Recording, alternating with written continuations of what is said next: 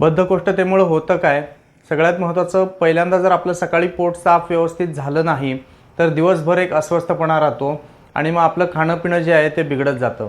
बरेच जण पोट साफ झालेलं नाही आहे म्हणून जास्त प्रमाणात काहीतरी वेगळे पदार्थ खायला बघतात. काही जण पाणी जास्त पितात. त्यानंतर दिवसभर पोटामध्ये एक अस्वस्थपणा राहतो, पोट फुगल्यासारखं वाटतं. पोट साफ नाही झालं तर आपल्या पायाच्या पिंढऱ्या ज्या आहेत त्या दुखायला लागतात, डोकं दुखायला लागतं बऱ्याच जणांचं. म्हणजे डोकंदुखीसाठी बरीच औषधं घेतली जातात, पण त्याचं मूळ जे आहे ते पोटामध्ये आणि पोट साफ व्हायला लागलं की डोकं दुखणं हे कमी यायला लागतं. तर या गोष्टी त्यातून लक्षात घेतल्या पाहिजेत.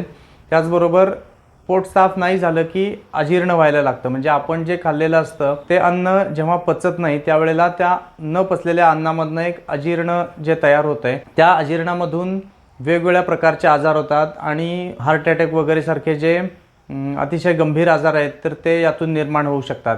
त्यामुळं या बद्धकोष्ठतेचे उपाय जे आहेत ते वेळीच करणं गरजेचं आहे.